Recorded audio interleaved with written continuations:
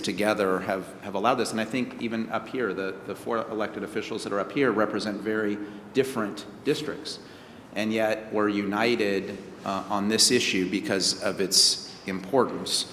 And I would say, too, that this is going to help create all levels of housing.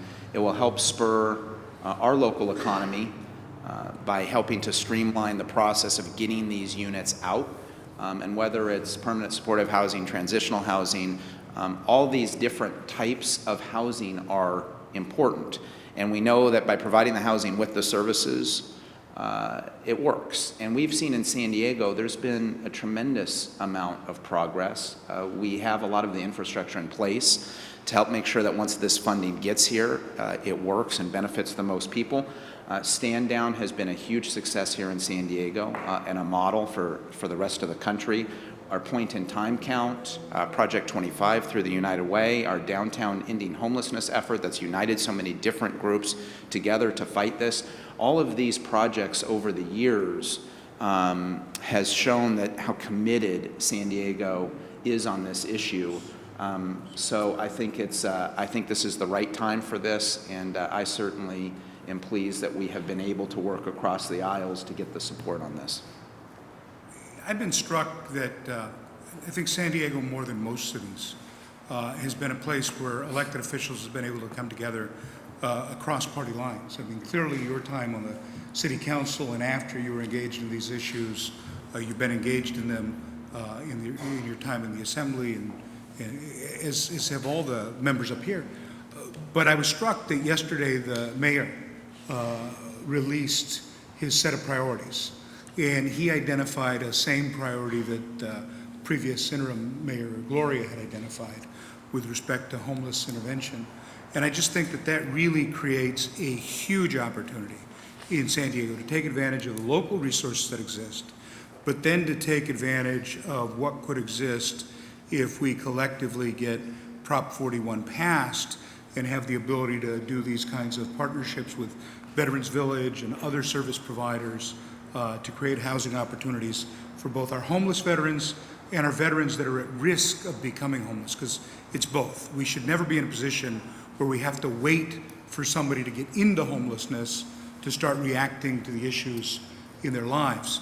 And so you've heard from us, but we think that the more valuable conversation is really the conversation that we have collectively. So with that, if everybody's okay, we'd be happy to answer questions or listen to observations from folks in the audience.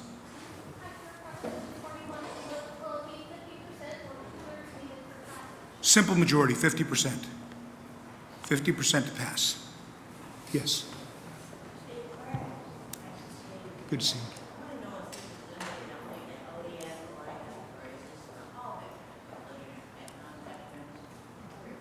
All veterans. All veterans. Here's the reality. We know the crisis of previous generations of veterans, and I grew up thinking that the low water mark was the way in which we received our veterans coming home from Vietnam. And we saw the crisis impacting Vietnam-era veterans in particular. And then to look at the new numbers and to find out that veterans coming home from Iraq and Afghanistan are finding themselves in homelessness at a faster rate than even Vietnam-era veterans made us look and say, okay, the tools that we've had up to this point have not been effective. How do we recalibrate our tools and create opportunities for new partnership to be more impactful? But the idea is to be more impactful for all veterans, not just the veterans from home there. Good morning, Jack Harkins, Marine.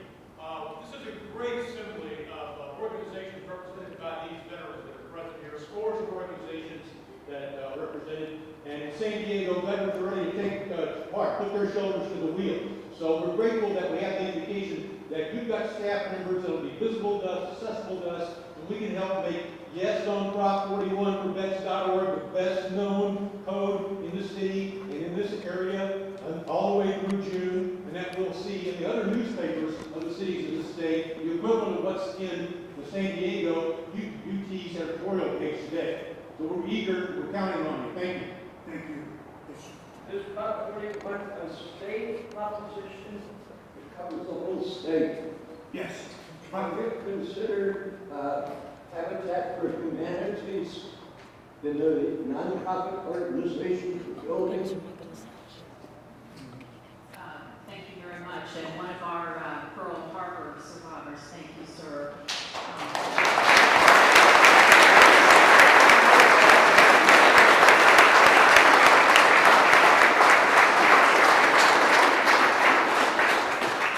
This proposition, Proposition 41, will be open to Habitat for Humanity to partner and be able to help rehabilitate homes. It's part of the funds that will be available to do just that.